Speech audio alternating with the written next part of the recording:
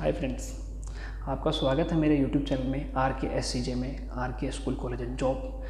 I am telling you full procedure of NORCET form filling till joining एज पर NORCET 1 criteria. जिन बच्चों ने नॉर्सेट का फर्स्ट यानी कि लास्ट ईयर फॉर्म भरा था, फर्स्ट टाइम जब नॉर्सेट रिलीज़ हुआ है, तो उसके अंदर बच्चों को बहुत सारी प्रॉब्लम्स भी हुई हैं, उनकी मैं आपसे शेयर करूँगा आपके साथ साथ। और उसमें टोटल 11 स्टेप्स थे बच्चों को फॉर्म फिल करने से लेके लास्ट की ज्वाइनिंग तक का। तो मैं आपको बता दूं कि फर्स्ट है आपका जो नॉर्सेट के अंदर आपको फॉर्म फिल करना है, बिल्कुल ओके। ध्यान रखें, फ़ोटो का डायमेंशन या फ़ोटो की ब्लरनेस आपके फॉर्म का एडमिट कार्ड नहीं आने देगी। और आपके सिग्नेचर और थंब इम्प्रेशन प्लीज़ क्लियर लगाएं। कुछ बच्चे होते हैं मसल देते हैं, तो उसको ऐसा मत करना, बिल्कुल हल्का टच करना है थंब पे लगा के, फिर उस पर पेपर पे टच करना है। और देन फिर उसके बाद फिर आपका आता है, अगर आपकी बाय मिस्टेक कुछ हो गया है आपके फॉर्म के अंदर, आपको करेक्शन की आती है उसमें, तो आपकी करेक्शन होती है। यस, करेक्शन के लिए आपको टाइम मिलेगा 31 से लेके 1 तक। ध्यान रखना करेक्शन डेट। जिन बच्चों ने कैटेगरी गलत भर दी है, या मदर फादर की नेम की स्पेलिंग्स में मिस्टेक कर दी है, या जिन बच्चों ने बहुत कह सकते हैं कि उनकी क्वालिफिकेशन में मिस्टेक बाय मिस्टेकली उन्होंने GNM फिल कर दिया या कुछ और फिल कर दिया, ये चीज़ आएगी, तो याद रखना। तो फिर उसके बाद फिर आपका आता है एडमिट कार्ड रिलीज़। ध्यान रखना, इसका CBT exam computer based test 20 नवंबर को है। हाल फिलहाल में ही 10 to 15 डेज़ पहले ही एडमिट कार्ड आपके इशू हो जाते हैं। बेसिकली कभी कभार 5 डेज़ भी पहले आते हैं। तो ये पूरे ऑल इंडिया का है, तो फिलहाल जाहिर सी बात है 10 डेज़ पहले तो मिलेगा आपको।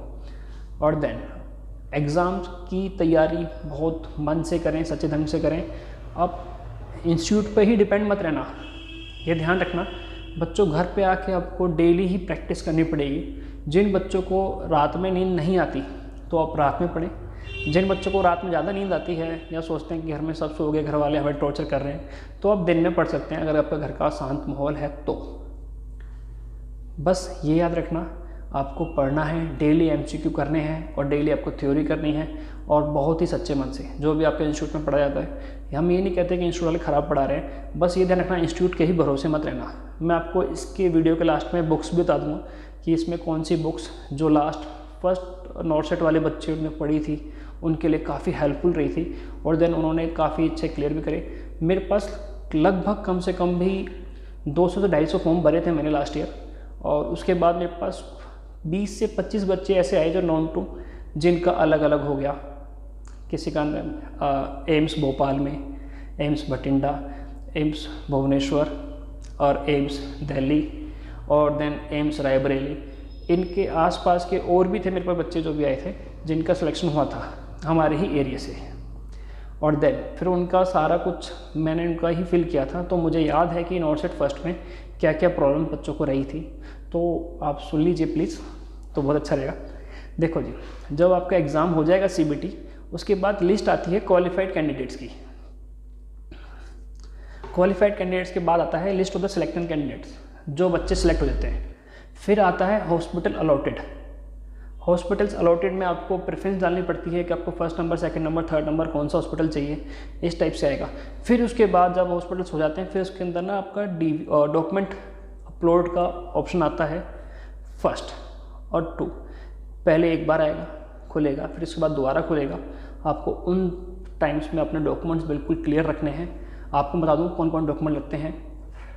फर्स्ट 10th की मार्कशीट, 10th का सर्टिफिकेट, 12th की मार्कशीट, 12th का certificate, photo, signature, thumb impression, आपकी एक ID, और एक ID शायद लास्ट टाइम और चाहिए थी, उनके ऑप्शन में था कि आपके पास 2 ID होनी चाहिए प्लीज़।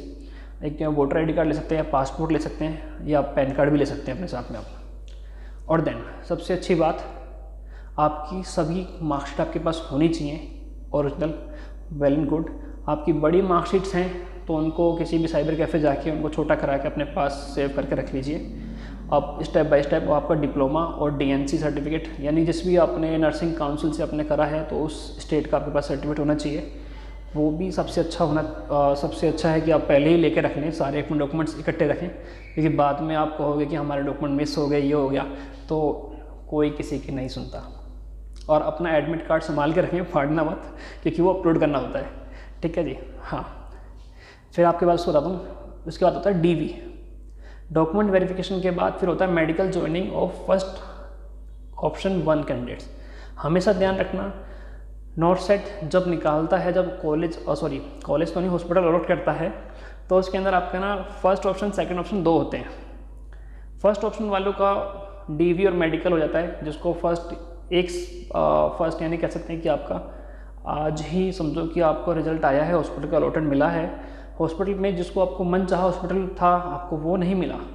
जैसे मान लो आप दिल्ली में रहते हो और आपको मिल गया भुवनेश्वर, या आपको कुछ बठिंडा मिल गया, आप चाहते हो कि आपकी रैंक के अकॉर्डिंग आपको दिल्ली मिलना चाहिए था, तो दिल्ली के लिए आप ऑप्शन 2 सेलेक्ट कर सकते हैं। उसके अंदर बच्चों को छोटा सा अमाउंट 25,000 रुपये जमा करना पड़ता है, वो बाद में रिफंडेबल होता है। ठीक है जी, अगर आपका ओके हो गया है तो। फर्स्ट ऑप्शन वालों को तुरंत ही ज्वाइनिंग मिल जाती है, जो भी आपका हॉस्पिटल अलॉटेड हुआ है, जैसे आपका यहाँ से काफ़ी दूर भी होता है, जिसका AIIMS Patna, AIIMS Bhubaneswar, then ये। और जिन बच्चों को लगता है कि नहीं हमारी रैंक के अकॉर्डिंग हमें दिल्ली मिल जाएगा नेक्स्ट उसमें, तो आप ऑप्शन 2 भी चूज़ कर सकते हैं। लेकिन ध्यान रखना, ऑप्शन 2 के लिए बहुत बड़ी प्रॉब्लम आई थी बच्चों को। कम से कम ये बच्चे 6 से लेकर 7 महीने घर पर बैठ गए थे। घर पे बैठ गए इन द सेंस कि उनको ना ही वो कहीं जॉब के लायक रहे, सोचते भी नहीं थे कि हम यहाँ ज्वाइन करें, ये करें। जो बच्चे सोचते थे कि यार हम प्राइवेट हैं और जल्दी से लिस्ट आ जाए, क्या होता है ना, कोई भी हॉस्पिटल में आप जाते हो, आप इंटरव्यू देते हो, उनसे वो आपसे उम्मीद रखते हैं कि आपको 4, 5, 6 मंथ या 1 ईयर या 2 ईयर तक आप उनके साथ रहें। तो हर हॉस्पिटल चाहता है कि आपको फटाफट ज्वाइनिंग दे देता है, प्राइवेट भी, कि वो सोचता है कि आप हमारे साथ कुछ दिन तक रहेंगे, क्योंकि आप एक नर्सिंग ऑफिसर हैं। तो देन सबसे अच्छी बात है कि आपको डिमांड ज़्यादा है इस टाइम इंडिया के अंदर। इंडिया के अंदर 2 ही डिमांड रहती हैं हमेशा, एक नर्सिंग और एक वाइट कोट। आपको पता ही वाइट कोट किसे कहता हूँ मैं, मैंने अपने वीडियोज़ के अंदर बताया हुआ था। ये दुनिया के अंदर 10 टाइप्स के वाइट कोट्स हैं, MBBS डॉक्टर से लेके छोटे डॉक्टर तक। फिर देन देखो, फिर उसके बाद जो सेकंड जिन्होंने चूज़ किया होता है उसका रिजल्ट आता है हॉस्पिटल का अलॉटेड। अगर उनको फर्स्ट राउंड वाला ही हॉस्पिटल मिलता है तो बच्चे नाखुश हो जाते हैं कि यार हमने पैसा भी डाला, ये भी करा, लेकिन हमारा नहीं आया और हमने बहुत भी वेट करा। तो ध्यान रखना बच्चों, जो भी आपको हॉस्पिटल मिल रहा है, चाहे कितनी दूर क्यों ना मिल रहा हो, आप उसमें जाके अपने डॉक्यूमेंट वेरीफाई करें और अपनी ज्वाइनिंग ले लें। ये सबसे अच्छा है, बिकॉज अगर आप वेट करोगे ऑप्शन 2 के चक्कर में तो आपका बहुत टाइम वेस्ट होगा। और यहाँ तक ध्यान रखना कि नॉट सेट वाले ये भी नहीं कहते कि आपको हम सैलरी देंगे अगर आप घर बैठे हैं, तो कोई भी नहीं कहता। फिर 11th जो ऑप्शन आता है मेरे पास, जो वहाँ पे आता है DV medical joining for option 2 candidates, जिनके डॉक्यूमेंट वेरिफिकेशन हो चुके हैं सेकंड वालों के, उनकी देन फिर आपकी ज्वाइनिंग हो जाती है।